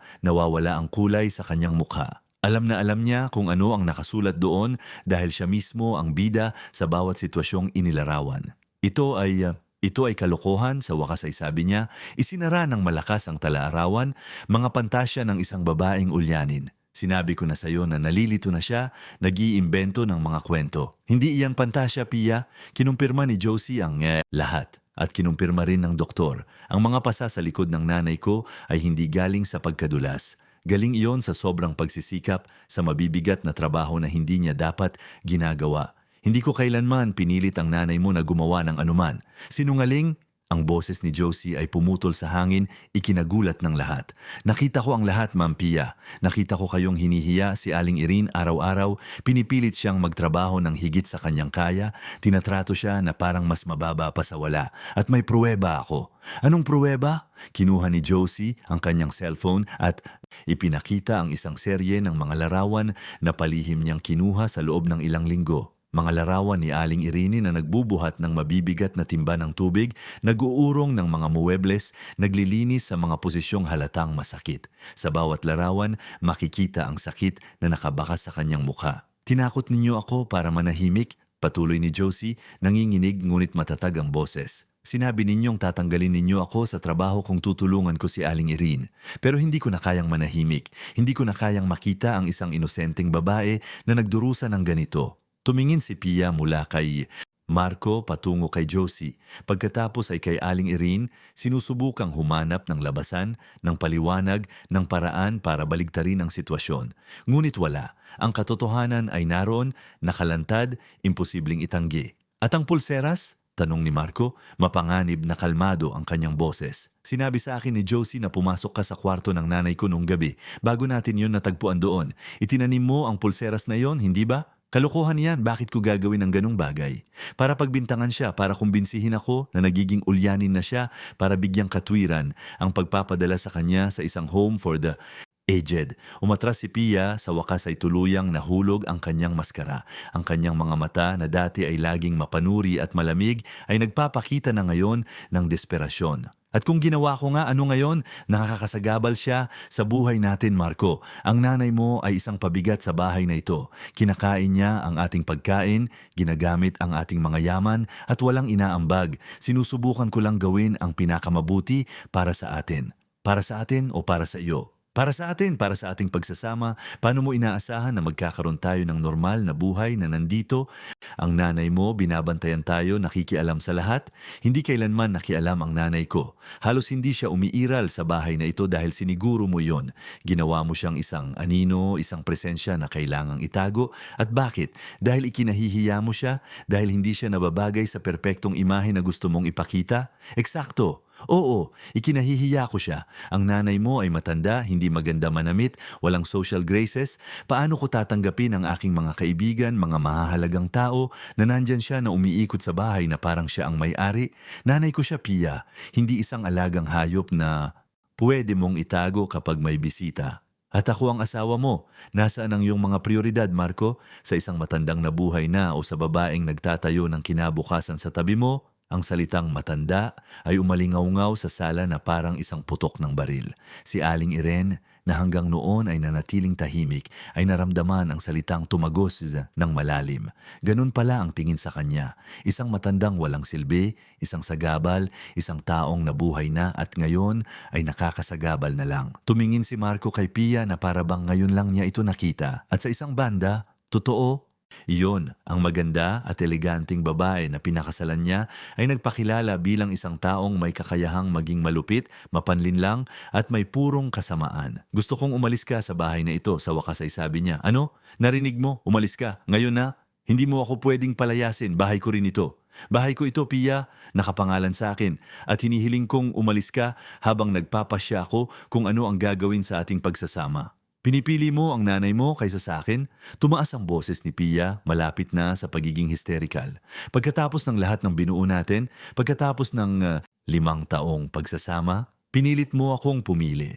At oo, pinipili ko ang nanay ko, palaging pipiliin ko ang nanay ko. Tumingin si Pia sa paligid naghahanap ng suporta, ngunit mga tingin lang ng pagkadismaya ang kanyang natagpuan. Maging si Josie, na laging tinatakot niya, ay nakatingin na ngayon sa kanya ng may diin. Magsisisi kayo, sa wakas ay sabi niya, puno ng laso ng boses, lahat kayo sisirain ko ang reputasyon mo, Marco. Sasabihin ko sa lahat na inabandona mo ang iyong asawa dahil sa isang ulyaning matanda. Wawasakin kita. Gawin mo ang gusto mo, pero gawin mo iyon malayo dito. Umakyat si Pia sa kanyang silid ng may mabibigat na hakbang, galit at talunan. Naririnig ang mga tunog ng mga drawer na binubuksan, mga damit na inihahagis sa mga maleta. Pagkalipas ng kalahating oras, bumaba siya na may 3 maleta. Ang mga mata ay pula ngunit tuyo. Hindi siya umiiyak dahil sa kalungkutan o nawawalang pag-ibig. Umiiyak siya dahil sa galit sa pagkabigo na natalo sa laban. Bago umalis, huminto siya sa pinto at nagbigay ng huling tingin kay Aling Irene. Nanalo ka, sabi niya, pero hindi magtatagal. Ang mga babaeng tulad mo ay hindi nabubuhay ng matagal sa mundong ito, makikita mo. At umalis siya, isinara ang pinto ng may sapat na lakas para manginig ang mga kuwadro sa pader. Ang katahimikan na sumunod ay mabigat, puno ng magkasalungat na emosyon, ginhawa, kalungkutan, pagkakasala, pagod. Bumalik si Marco sa sofa at umupo sa tabi ng kanyang ina. Isinubsob ang mukha sa kanyang mga kamay. Patawad na, ipatawad sa lahat. Inilagay ni Aling Irene ang kanyang kamay sa likod ng kanyang anak, ang kilos ng isang ina na ginawa niya ng libu-libong beses noong bata pa ito at malungkot o nasasaktan. Hindi mo alam, anak ko, nilinlang ka rin niya. Pero dapat napansin ko, dapat mas nagbigay ako ng pansin, naging masama akong anak. Huwag mong sabihin yan. Mabuting tao ka, Marco. Naligaw ka lang sandali. Si Josie, na nakasaksi sa buong eksena, ay palihim na pinunasan ang sariling mga luha. Ito ay isang pribadong sandali sa pagitan ng mag-ina at naramdaman niyang dapat siyang umalis. Ngunit bago umalis, tinawag siya ni Marco. Josie, sandali.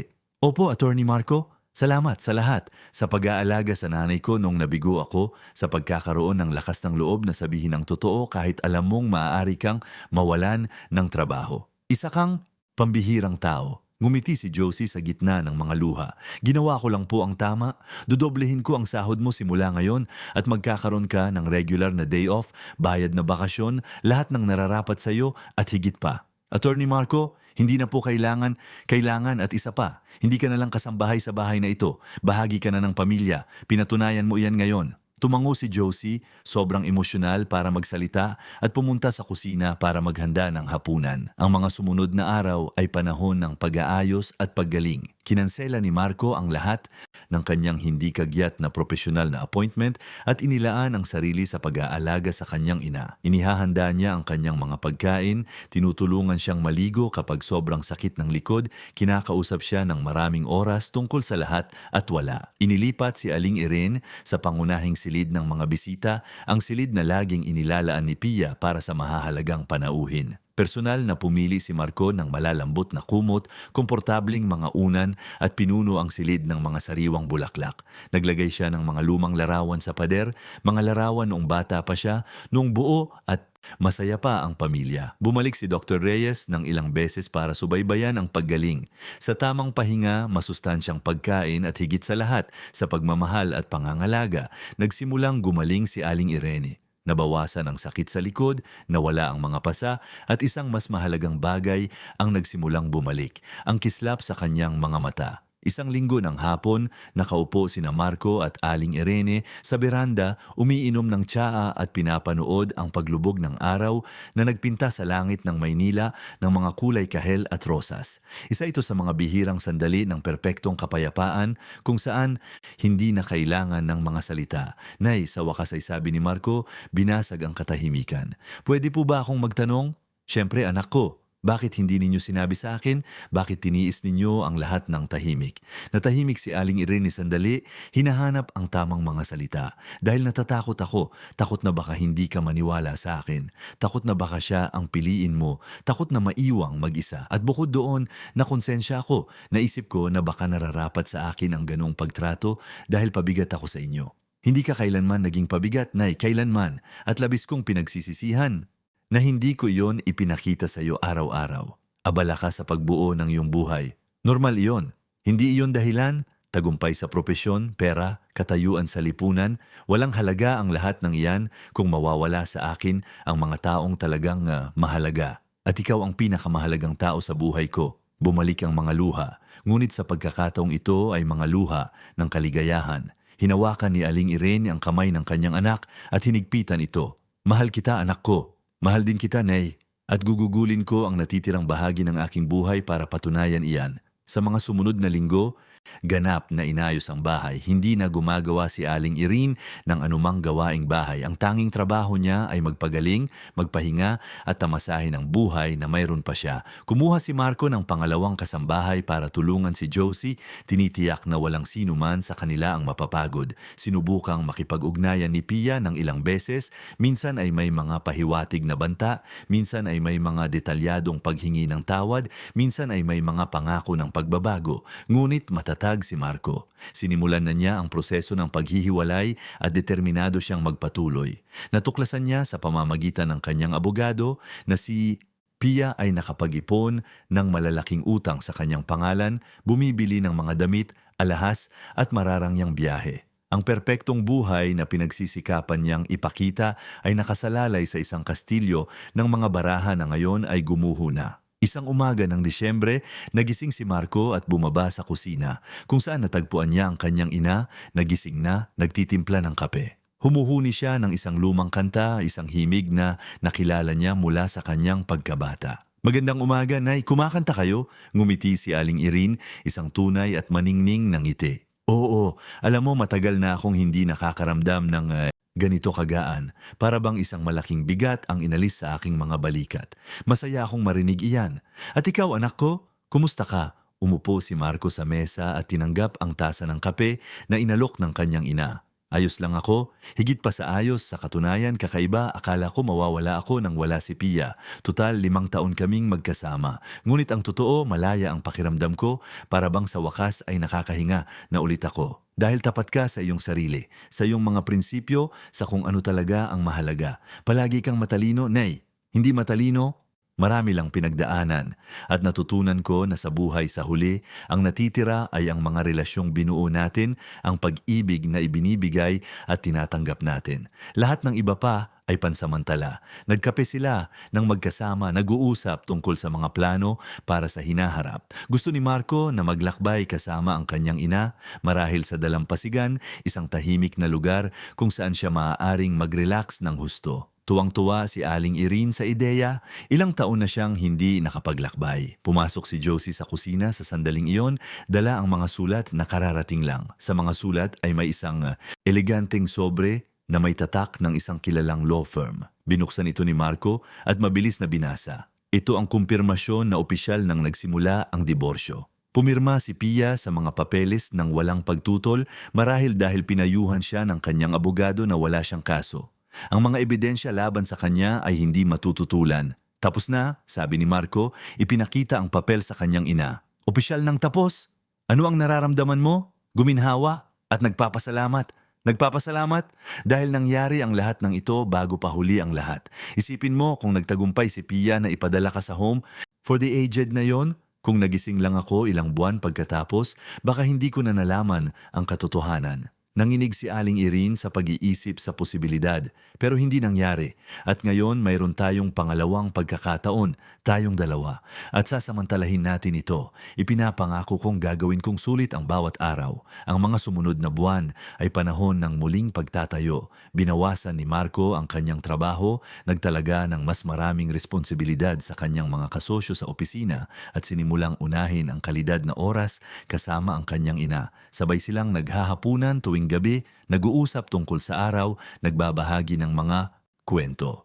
Nagsimula ring muling komunikta si Aling Irene sa mga dating kaibigan na nawalan niya ng ugnayan sa loob ng mga taon na nabuhay siya sa ilalim ng pamamahala ni Pia. Para siyang muling isinilang, hindi lang ang pisikal na kalusugan ang binabawi, kundi pati na rin ang pagkakakilanlan na sistematikong binura. Isang espesyal na hapon, umuwi si Marco na may sorpresa. Binili niya pabalik ang dating bahay ng pamilya, ang bahay kung saan pinalaki ni Aling Irene ang kanyang anak, kung saan marami siyang masasayang alaala. Ibinenta ito ng kasalukuyang may-ari at si Marco gamit ang kanyang mga ipon at ilang pamumuhunan ay nagawang bilhin ito. Nay, may ipapakita po ako sa inyo. Nagmaneho siya papunta sa bahay na matatagpuan sa isang mas lumang bahagi ng Maynila, malayo sa karangyaan ng Alabang. Nang huminto sila sa harap, ilang segundo bago nakilala ito ni Aling Irene. Marco, hindi ako makapaniwala. Ito ang dati nating bahay. Oo, at ngayon atin na ulit ito. Agad na dumating ang mga luha. Bumaba si Aling Irene sa kotse na tulala, nakatingin sa pamilyar na harapan sa hardin kung saan siya nagtanim ng mga rosas, sa beranda kung saan madalas maglaro si Marco noong bata pa siya. Paano mo nagawa? Nag-ipon ako, nag-invest, at nagpa siya akong sulit ang bawat sentimo. Dahil ang bahay na ito ay may kaluluwa, nay, may kasaysayan, may pag-ibig sa loob ng mga pader. Pumasok sila ng magkasama at nilibot ni Aling Irene ang bawat silid ng may paggalang, hinahawakan ang mga pader, inaalala ang mga partikular na sandali na nangyari doon. Ang kusina kung saan niya inihahanda ang hapunan tuwing gabi. Ang sala kung saan nagtitipon ang pamilya tuwing linggo. Ang silid kung saan niya pinatulog si Marco ng maraming beses. Pwede na ba tayong tumira dito ulit? Tanong niya ng may pag-asa. Pwede. Sa katunayan, sinimulan ko nang magdala ng ilang mga gamit. Naisip ko na pwede nating gawin itong ating pangunahing bahay. Ang isa ay pwede nating ibenta o ipaupa. At hindi mo ba mamimiss ang luho, ang karangyaan? Umiling si Marco ng may paninindigan. Hindi, natutunan ko na ang tunay na luho ay wala sa malalaking bahay o mamahaling bagay. Nasa pagkakaroon ito ng kapayapaan sa pagiging napapaligiran ng mga taong tunay na nagmamahal sa iyo. At iyon ay mayroon ako dito, kasama ka. Ang paglipat ay unti-unting nangyari sa mga sumunod na linggo. Si Josie, siyempre ay inanyayahang magpatuloy sa pagtatrabaho sa kanila sa bagong bahay. Tinanggap niya ito ng may kagalakan, dinala ang kanyang mga anak para makilala ang lugar. Mabilis na napamahal si Aling Irene sa mga bata na itinuturing siyang parang tunay na lola. Ang buhay sa lumang bahay ay ganap na naiiba sa buhay sa mansyon sa Alabang. Mas simple, mas totoo, mas makatao, may mga kwentuhan sa kusina habang sabay silang naghahanda ng hapunan. May musikang tumutugtog sa radyo, may mga tunay na tawanan na umaalingaw-ngaw sa mga pader. Isang gabi ng bisperas ng Pasko, magkasamang nagdedekorasyon sina Marco at Aling Irene ng Christmas tree. Ito ay isang tradisyon ng pamilya na inabandona nila sa mga nakaraang taon noong ipinipilit ni Pia na kumuha ng mga profesional na dekorador para gawin ang lahat. Ngunit ngayon na sila mismo ang gumagawa, napagtanto nila kung gaano karami ang nawala sa kanila. Alam mo, Nay, sabi ni Marco habang isinasabit ang isang bituin sa tuktok ng puno, iniisip ko, sa buong panahong ito, akala ko kailangan kong bigyan ka ng material na ginhawa, luho, ang pinakamagandang bahay na posible. Ngunit ang talagang kailangan mo ay mas simple. Ano yon? Ang makita, ang marinig, ang mahalin, at labis akong nabigo doon. Ngunit natuto ka, at yon ang mahalaga. Hindi lahat ay may kababaang loob na kilalanin ang kanilang mga pagkakamali at magbago. Halos mawala ka sa akin, Nay, at natatakot ako kapag naiisip ko kung ano ang maaaring nangyari. Pero hindi ka nawalan. Nandito ako. Magkasama tayo.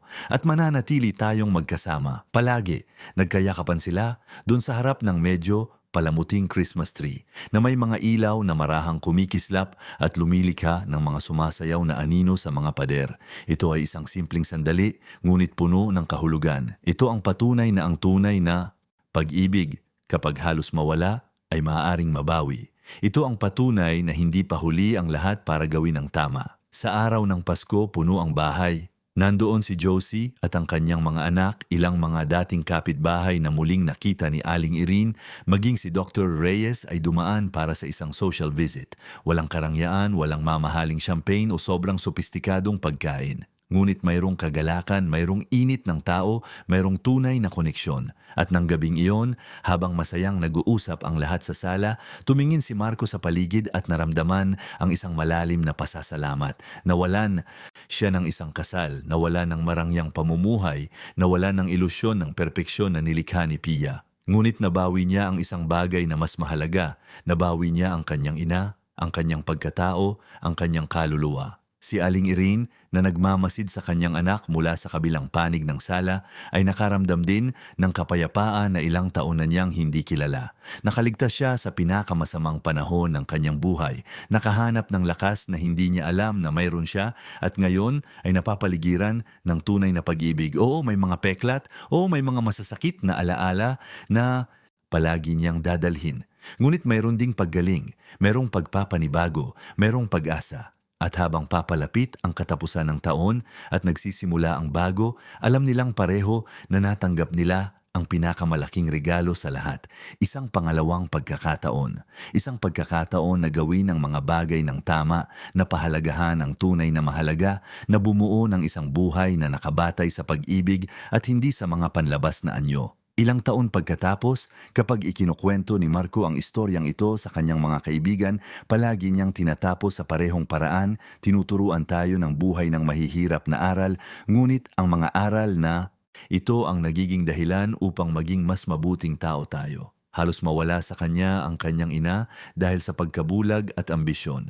Halos hayaan niyang sirain ng manipulasyon ng isang malupit na tao ang pinakamahalagang relasyon sa kanyang buhay. Ngunit nagising siya sa tamang oras. At yun ang pinakamalaking tagumpay na maaari niyang makamit. Si Aling Irene sa edad na 75 ay mas malakas at mas masaya kaysa dati. Naging isang mahal na tao siya sa komunidad, laging handang tumulong sa mga kapitbahay, laging may mabait na salita na iaalok. At tuwing gabi, bago matulog, nagpapasalamat siya na nakaligtas siya, na nailigtas siya, na natagpuan niya ang daan pabalik sa bahay. Dahil ang tahanan, natutunan niya, ay hindi isang lugar, ito ay kung nasaan tayo kasama ang mga taong tunay na nagmamahal sa atin. At sa wakas ay natagpuan na niya muli ang kanyang tahanan, wakas ang kwento. Mahal naming mga tagapakinig, inaasahan namin na naantig ng kwento ni na Aling Irene at Marco ang inyong mga puso. Kung naantig kayo sa paglalakbay na ito ng pagbangon, iwanan ang inyong like, mag-subscribe sa channel at sabihin sa amin sa mga komento kung ano ang pinakatumatak sa inyo. Araw-araw nagdadala kami ng mga matitinding kwentong tulad nito na nagbubunyag ng pinakamalalim na bahagi ng kaluluwa ng tao at nagpapaisip sa atin kung ano talaga ang mahalaga sa buhay. Laging tandaan, hindi pa huli ang lahat para kilalanin ang ating mga pagkakamali, protektahan ang mga mahal natin at bumuo ng mga relasyon na nakabatay sa tunay na pag-ibig at respeto. Hihintayin namin kayo sa susunod na episode na may isa na namang kwentong aantig sa inyong mga puso.